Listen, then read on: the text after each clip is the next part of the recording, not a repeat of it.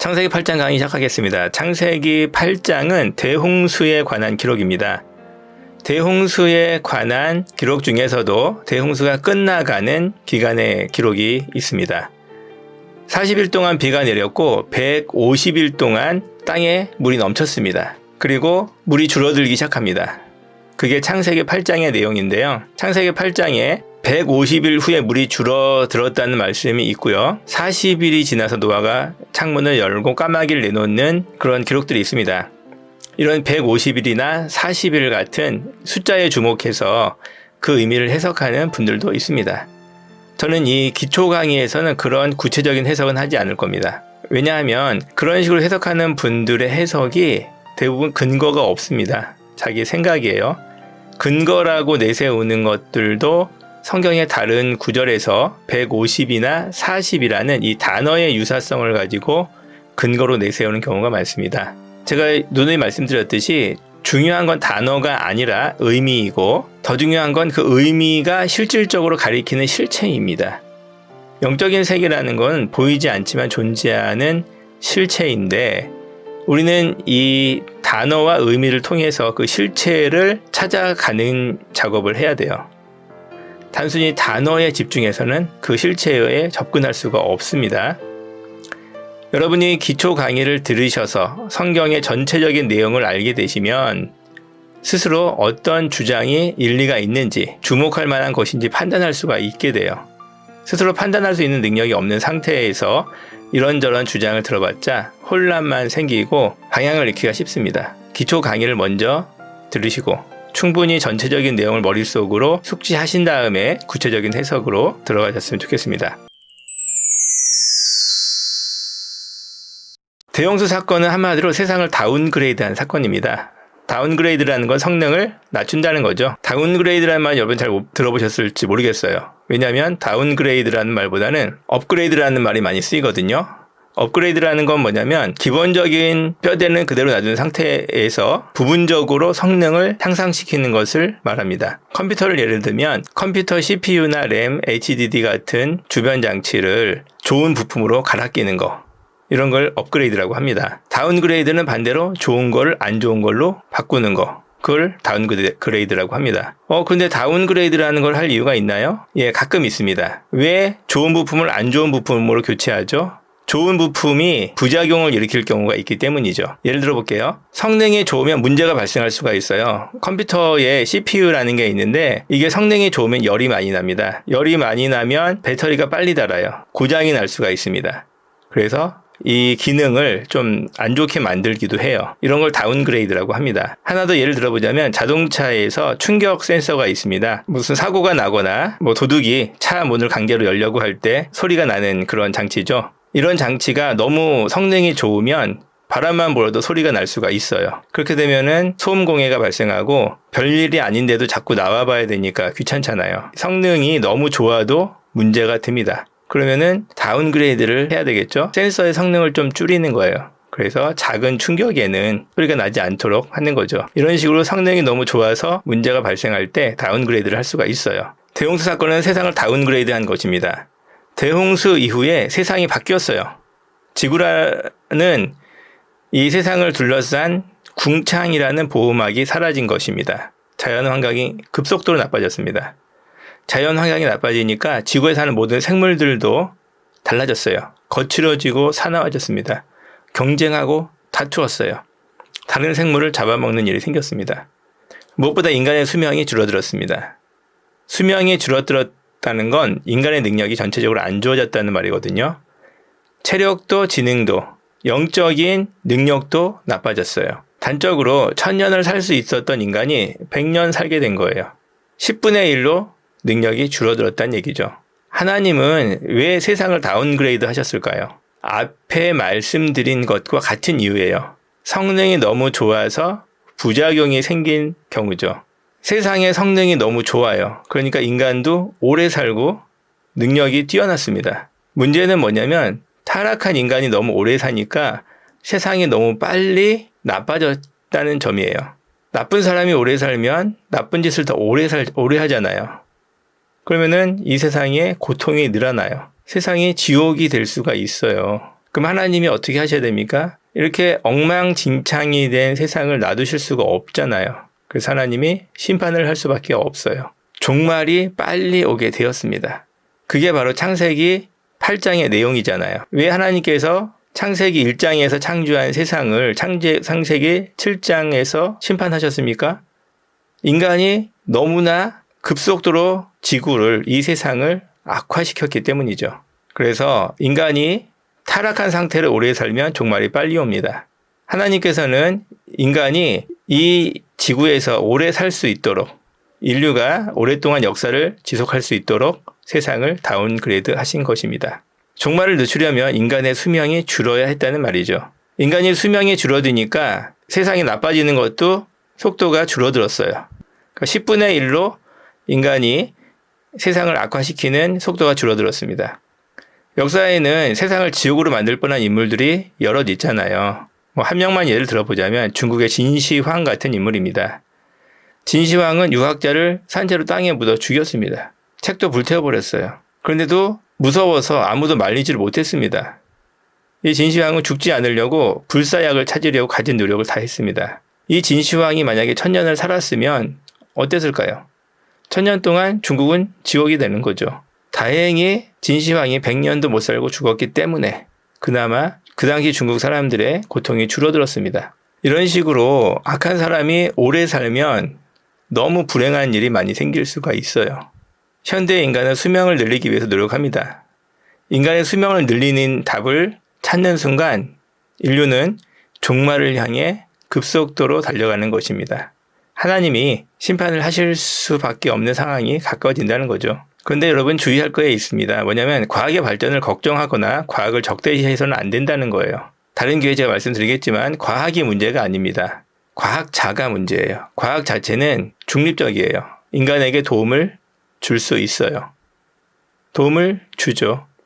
인간의 고통을 많이 줄여줍니다.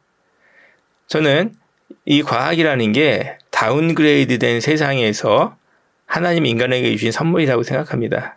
타락한 인간이 이 적대적으로 변한 세상에서 고통을 받으니까 하나님께서 과학을 통해서 그 고통을 경감시켜 주셨다고 생각을 해요. 다시 말씀드리지만 과학은 문제가 없다. 과학자가 문제다. 타락한 인간은 결국 심판을 받아야 합니다. 타락의 근원이 사라지지 않으면 소망이 없습니다. 언젠가는 심판을 받을 수밖에 없어요. 타락의 근원을 없애야만 합니다. 타락의 근원을 없애기 위해서는 예수 그리스도의 대속이 필요하죠. 예수 그리스도의 대속만이 타락의 근원을 제거할 수 있습니다. 예수 그리스도의 대속을 통해서 타락의 근원이 사라져야 의롭게 될 수 있습니다. 노아가 의인인 이유는 예수 그리스도를 믿었기 때문이라고 말씀을 드렸죠. 창세기 7장 강의를 보시면 됩니다. 노아가 예수 그리스도를 믿었다는 증거가 무엇일까요? 그게 오늘 본문에 나옵니다. 창세기 8장 20절이 바로 그 근거입니다. 요절 설명하겠습니다. 창세기 8장 20절입니다. 창세기 8장 20절 우리 같이 한 목소리 읽도록 하겠습니다. 시작. 노아가 여호와께 제단을 쌓고 모든 정결한 짐승과 모든 정결한 새 중에서 제물을 취하여 번제로 드렸더니 예수 그리스도를 믿는다는 믿음의 표현이 바로 제단을 쌓는 겁니다. 제단을 쌓는다는 말에는 이 짐승을 죽인다는 그런 의미가 포함되어 있어요. 좀 잔인한 것 같지만 이것은 어떤 상징인데 죄가 없는 어떤 존재가 나의 죄를 대신해서 죽음을 당한다는, 즉 대속을 의미하는 의식입니다. 이것은 예수님의 십자가 죽음을 상징하죠. 예수님이 죄인을 대신해서 그 죄값으로 십자가의 죽음을 대신 죽으신다. 이것이 예수 그리스도의 대속이잖아요. 이게 우리가 믿는 바 구원의 방법입니다. 이것을 표현한 게 이 피의 제사를 드리는 거예요. 구약 시대에도 예수 그리스도의 대속을 믿은 사람들은 이렇게 피의 제사를 드렸습니다. 이것을 최초로 행한 사람이 누구냐면 바로 아벨입니다. 창세기 4장에 보면 아벨이 양의 첫 새끼와 그 기름으로 드렸다는 말씀이 나옵니다. 아벨과 그의 제물을 여호와께서 받으셨어요. 하나님이 그 아벨의 피의 제사를 받으셨죠. 아벨은 그래서 최초의 상속자예요. 믿음을 처음으로 물려받은 사람입니다. 아담이 창세기 3장에서 여자의 후손과 가죽옷이라는 이 복음을 들었어요. 예수 그리스도, 여자의 후손은 예수 그리스도를 의미하고 가죽옷은 대속을 의미하는데 예수 그리스도의 대속이라는 구원의 방법, 이것을 들었는데 이 구원의 방법을 자식들에게 전했지만 자식들이 안 믿었습니다. 그러다가 최초로 믿은 자식이 누구냐면 아벨이라는 거죠. 근데 이 아벨은 아시다시피 가인이 죽여서 순교하게 됩니다. 그래서 아벨은 최초의 믿음의 상속자이면서 최초의 순교자입니다. 그 점에서 아벨이 굉장히 중요해요. 아담도 전도를 처음 해본 거예요. 내가 전하는 이 복음을 누가 믿는 사람이 있을까? 그렇게 걱정되지 않았을까요? 근데 그걸 믿는 사람이 생겼어요. 아벨인 거죠. 최초의 복음의 상속자 아벨이에요. 그런 의미로서 아벨이 그 믿음의 표현으로 예수 그리스도를 상징하는 양을 드려서 그 예수 그리스도의 대속을 믿는다는 믿음을 표현했습니다. 이것이 아벨의 큰 공헌이죠. 아벨의 이 믿음의 표현을 물려받은 사람이 셋입니다. 셋을 성경에서는 아벨 대신 다른 씨라고 표현해요. 아벨의 믿음을 물려받은 다른 자식, 셋이라는 의미죠. 이 셋의 믿음이 에노스, 그리고 무드셀라, 에녹 이런 식으로 셋의 자손에게 흘러들어가요. 그런데 이 셋의 자손들이 셋의 믿음, 예수 그리스도를 믿는 믿음을 물려받았다는 증거가 뭐냐? 그게 바로 피의 제사라는 거죠. 노아가 지금 이 피의 제사를 드렸어요. 이것은 노아가 셋으로부터 예수 그리스도를 믿는 믿음을 물려받았다는 근거가 되는 거예요. 저는 이거를 믿음의 바통이라고 표현하는데요. 바통이 뭐냐면 이어달리기를 할 때 달리기 하는 주자들이 건네주는 막대기입니다. 이어달리기 할 때 이 바통을 받고 달려야지 그 경기가 유효한 거예요. 바통을 놓치거나 바통을 받지 않고 달리면 아무리 빨리 달려도 실격입니다. 이 바통은 이어서 달린다는 표현이잖아요. 이 믿음의 상속자들이 바통과 같은 역할을 하는 피의 제사를 전해줬고 물려받았어요. 이것을 통해서 우리는 믿음이라는 것은 전해주고 전해받는 것이다. 이것을 성경적인 용어로는 상속이라고 표현합니다. 믿음은 상속받는 것이다. 이렇게 여러분 이해하셨으면 좋겠습니다. 이 8장 20절, 창세기 8장 20절에 노아가 피의 제사를 드렸다는 것은 노아 전에 있었던 무드셀라, 에녹 이런 사람들이 다 믿음의 상속자였다는 걸 의미합니다. 제가 그래서 창세기 5장 강의할 때 에녹이 예수 그리스도를 믿었기 때문에 하나님과 동행했다고 말씀을 드렸습니다.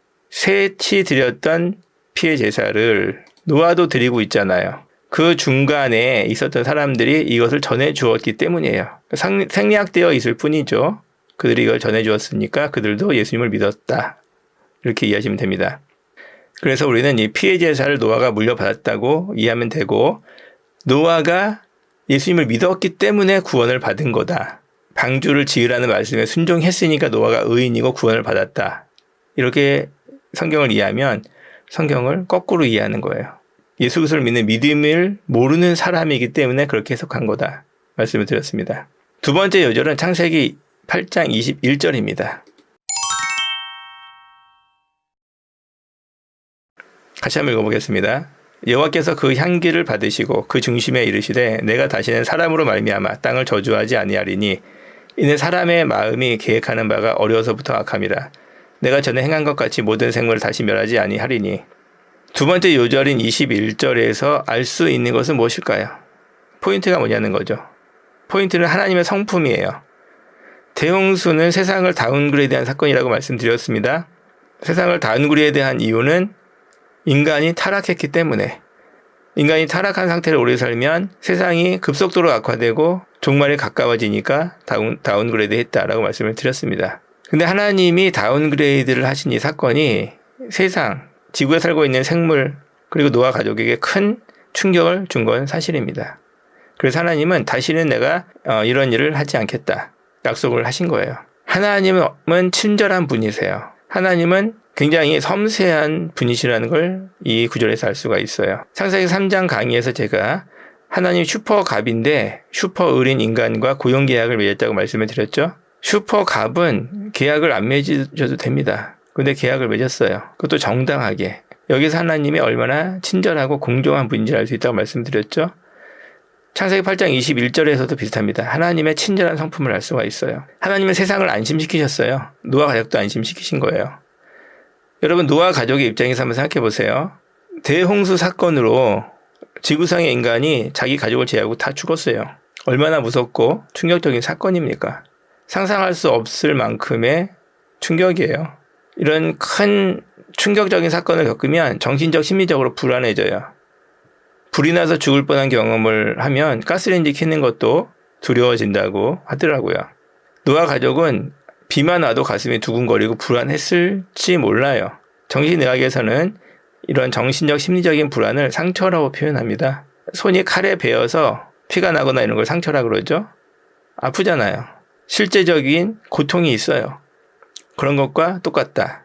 그래서 심리적인 외상이라고 표현합니다. 영어로는 트라우마라고 하죠. 정신적, 심리적 상처는 눈에 안 보입니다. 무심한 사람들은 정신적, 심리적 상처를 인정하지 않아요.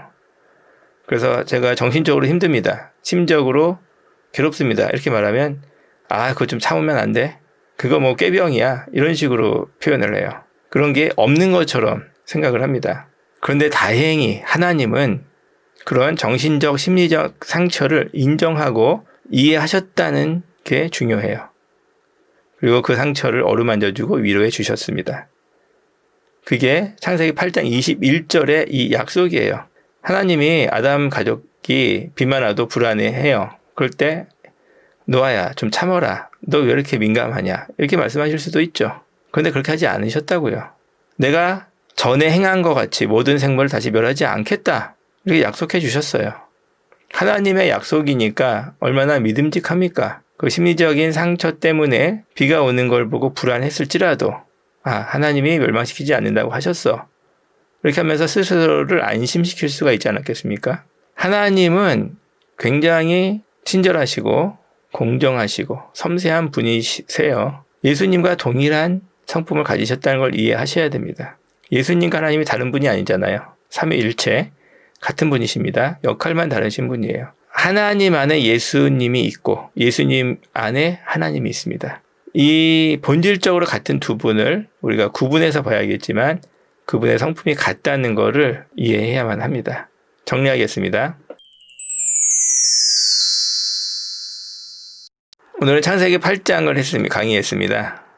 창세기 7장에서부터 시작된 홍수가 창세기 8장에서 끝나게 되죠.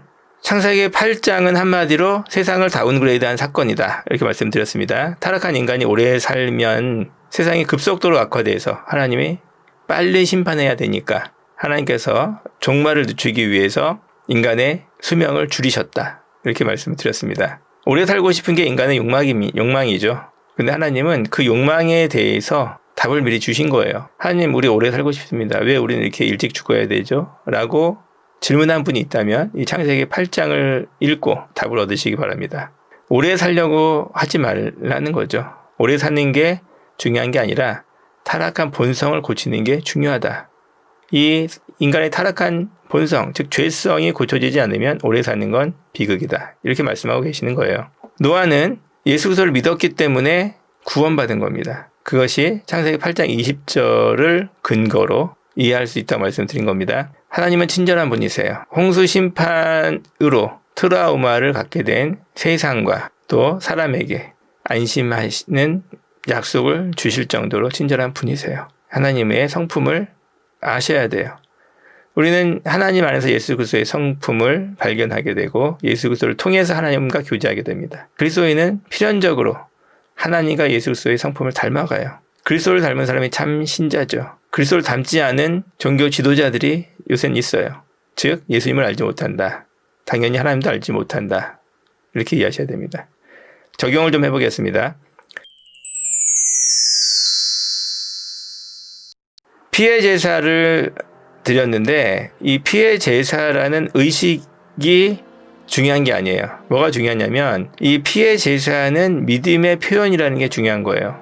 예수 그리스도를 믿는 사람이 그 예수 그리스도의 대속을 믿고 감사하는 의미로 피해 제사를 드린 거예요. 현대적으로 표현해 볼게요. 교회를 다니고 예배 드린다고 그리스도인이 아니라는 말이에요. 그리스도인이니까 교회를 다니고 예배를 드린다는 말입니다. 인과관계를 헷갈리시면 안 돼요. 교회 다니고 예배 드려도 전혀 예수님을 만나지 못한 사람도 얼마든지 있을 수 있어요. 반대로 예수님을 만났기 때문에 교회 다니고 예배 드리는 사람이 되는 겁니다. 여러분에게 한번 질문을 드려볼게요. 예수 그리스도를 만나셨습니까? 다른 사람에게 물어보지 마시고 스스로에게만 물어보세요. 내가 교회에 다닌다는 사실이, 전도를 했다는 공로가, 구원받았다는 확신이 구원을 주는 게 아니에요. 구원은 예수 그리스도가 주시는 겁니다. 예수님을 만났다는 말의 의미가 무엇인지 모르시면 제가 하는 강의를 쭉 들으십시오. 성경은 예수님을 만나도록 안내하는 책이에요. 이 구원 계시를 우리에게 설명하기 위해 하나님이 특별히 주신 책이라는 거죠. 이 구원 계시는 수많은 구약의 그리스도인들이 이 바통을 넘겨주듯이 넘겨져 온 거예요. 우리도 그 믿음의 상속자가 되어야만 하고요. 또 될 수 있습니다. 성경을 통해서 가능해요. 여러분께서 어떤 외적인 거에 관심을 기울이지 마시고 이 구원 계시에 집중하셨으면 좋겠어요. 성경을 구원이라는 한 가지의 목적을 위해서 보시길 부탁을 드리고요. 그 구원의 방편인 예수 그리스도, 그분을 만나기 위해서 보시길 부탁을 드려요. 그 하나의 목적을 위해서 이 강의를 하고 있습니다. 이 강의를 들으시면 여러분이 스스로 답을 찾으실 수 있을 거라고 확신합니다. 감사합니다.